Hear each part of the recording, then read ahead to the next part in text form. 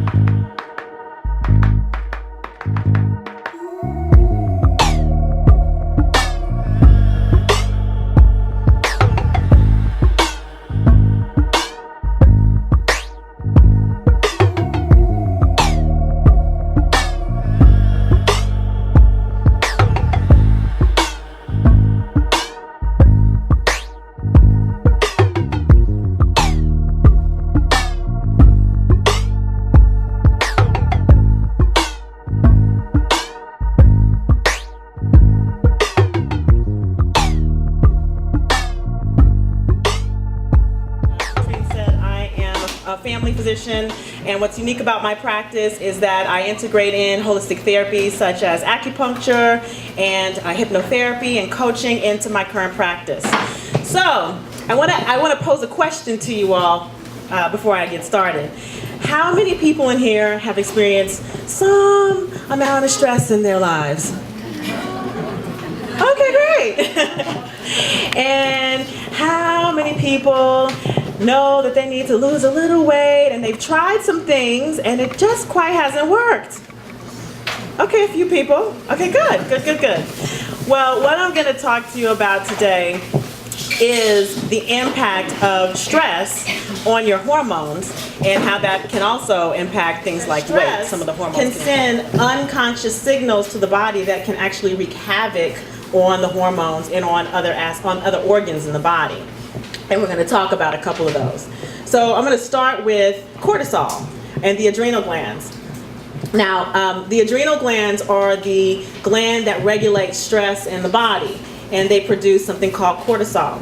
And you know, we all need a little bit of stress to keep us motivated, but when stress is chronic, the cortisol can actually rise 3 to 5 times normal. And so I'm going to talk to you a little bit about what cortisol can do when you have sustained stress. So consider those of you all, do we have anyone in here who considers themselves an emotional or a stress eater? Yeah, there's a few people. All right, so one of the things that cortisol does is it turns off the I'm full signal. So we have a lot of people who are, when they feel like when they're stressed, they crave a piece of cake or they crave salt or they crave pizza. That actually can be an indication that your cortisol levels are chronically high due to stress.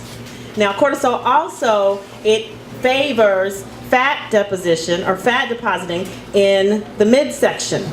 So now you got high levels of cortisol, you can't get rid of this middle, and you can't stop eating, okay? Now, another thing that cortisol can affect is your blood sugar. So is anybody either diabetic or know someone that's diabetic, have family members that are diabetic? Yeah? So sustained high levels of cortisol can actually cause hyperglycemia or high blood sugar and can make diabetes a lot more difficult to manage. And then the cortisol also affects the blood pressure and causes the blood pressure to rise as well. So now you got fat in the middle, you can't stop eating, your blood pressure's high and your blood sugar's high, all because of this high cortisol. And that happens when your stress is sustained, okay? So now we're going to move on to another hormone. That is epinephrine and norepinephrine. That's the fight or flight. You guys know about the fight or flight response? Okay, good.